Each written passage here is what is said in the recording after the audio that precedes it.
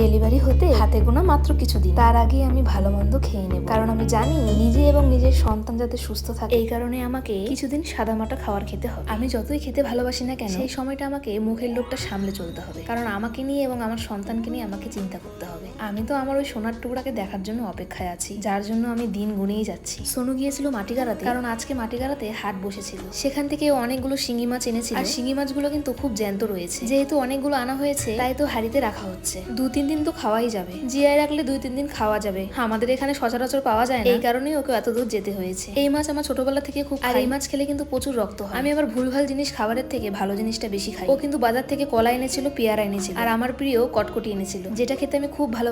ও কিন্তু জানে। আমলকিও এনেছিল, ওগুলো আমি খাবো না, ওগুলো ও খাবে। তার সাথে কিন্তু কালাই ডালের প্যাকেট আর রাজমার প্যাকেট এনেছিল। জানো তো, আমরা যখন লাদাখ গিয়েছিলাম তখন শুধুই রাজমার ডাল আর ভাত খেয়েছিলাম, কারণ ওখানে রাজমার ডালটাই বেশ ভালোভাবে বানানো হতো। এছাড়া আর কোনো খাবার তেমন ভালো ছিল না। ও বাজার থেকে অল্প একটু ডিম নিয়ে এসেছিল, যেটা রাত্রে আমি রান্না করবো, আর খোকা ইলিশ মাছ এনেছিল। এতগুলো খোকা ইলিশ মাছ নাকি 50 টাকা নিয়েছে। এই মাছ নিয়ে কিন্তু আমাদের বাড়িতে ঝগড়া হয়। তবে আজকে আমার বর মাছ বাজারটা খুব ভালোভাবেই করেছে। সবজি বাজারও খুব ভালো করে, তবে মাছের দোকানদার ওকে যেভাবে মাছ কেটে দেয় সেভাবে নিয়ে চলে আসে। মা ওকে বললো শিং মাছগুলো জিয়ে রাখতে, তাই ও কালকে যা রান্না হবে তা অর্ধেক করে বাকিটা জলে রেখে দিল, যাতে মাছগুলো বেঁচে থাকে। আমি ছানার পায়েস খেতে খুব ভালোবাসি, তাই ছানার পায়েস এনেছে। মার সুগার, মা তো খাবে না, আর ও তো খাবে না, আর ও ওর জন্য কিন্তু টক দই এনেছে, যেটা খেতে খুব ভালোবাসে। সন্ধ্যাবেলা দুটো মুরগির ডিম বসিয়েছিলাম। আমার একটু ফোনে কাজ চলছিল, আমি অন্য ঘরে এসেছিলাম, তারপরে দেখলাম এই অবস্থা। আর চিঙ্কি কিন্তু একদম মানুষের মতো, যখনই সোনু আসে সোনুর আওয়াজ পেলেই ও কিন্তু রেডি থাকে। আসলে ও ওকে খুব ভালোবাসে। আমি রান্নাঘরে চলে এসেছি, রান্নাঘরে এসে দেখি বাসন রয়েছে। আমি বসা কাজ করতে পারি না, তবে দাঁড়িয়ে দাঁড়িয়ে কাজ দিব্যি করতে পারি। এখন শেষের দিকে ইচ্ছা না করলেও করতে হবে। তোমরা তো ভালো করে জানো মারও কোমর ভাঙা, তবুও মা আর ও আমার জন্য অনেক কিছুই করছে। আমরা 3 জন মিলে কিন্তু সমস্ত কিছু করছি।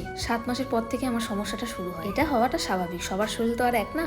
তবে আমার যখন যখন ভালো লাগে আমি তখন তখন করি। মা সকালে রান্নাটা করেছিল, ভাবলাম রাত্রেবেলা আমি রান্নাটা করি। তবে মাছ কাটাকাটির বিষয়টা মা দেখে নেয়। আমাকে আমার বর বলেছে ইলিশ মাছগুলো ভাজতে আর ডিমের ঝোলটা বানাতে। মাছের ডিমের ঝোল খেতে কিন্তু বেশ ভালো লাগে। দেখো, মাছের ডিমটা আমি ভালো করে মেখে নিব। এটার মধ্যে আমি হলুদ আর লবণটা দেব। তোমরা অনেকেই হয়তো একটু একটু করে ভাজো, মানে বড়ার আকারে, তবে আমি কড়াইতে তেল গরম হলে একবারেই দিয়ে দিই। আমি এই মাছের ডিমটা কি করে ভাজি বলো তো? একদম ডিম যেভাবে ভাজা হয় ঠিক তেমন ভাবে। আমি তেল গরম হলেই সমস্ত ডিমটাই কিন্তু দিয়ে দিই। আর এখন মশলা খুব কম খাচ্ছি, কারণ মশলা বেশি দিলেই আমার বর খুব বকা দেয়। তবে আমি আগাগোড়ায় যে মশলাটা খাই সেটা কিন্তু খুব সামান্যই, তবুও ওই সামান্যটাই খেতে দিবেন আমাকে। আমার বর বলছে ও না হওয়া অব্দি তুমি কম মশলা দিয়ে তরকারি বানাবে, তাতে তোমারও ভালো ওরও ভালো হবে। যদিও আমি কম মশলা দিয়ে তরকারি খেতে পারি না, তবুও আমাকে এখন কিন্তু খেতেই হবে। কড়াইয়ের মধ্যে তেল দিয়ে দিয়েছি, এবার তেলটা গরম হলেই কিন্তু ছেড়ে দেবো সেই মাখানো মাছের ডিমটা। মাছের ডিমের তরকারিতে আমি লঙ্কা আর পেঁয়াজটা ব্যবহার করবো, আর সামান্য একটু আদা আর অল্প একটু জিরা। দেখো, আমি সবসময় কিন্তু এভাবেই মাছের ডিমটা ভাজি, তোমরাও না এভাবে ভাজতে পারো, খুব ভালো হয়। আর যেহেতু এটা খুব ফুটে, তাই কিন্তু এটা ঢেকে রাখতে হবে। মার সুগার, মা তো একদমই আলু খায় না, আমার বড় বেশি একটা আলু খায় না, শুধু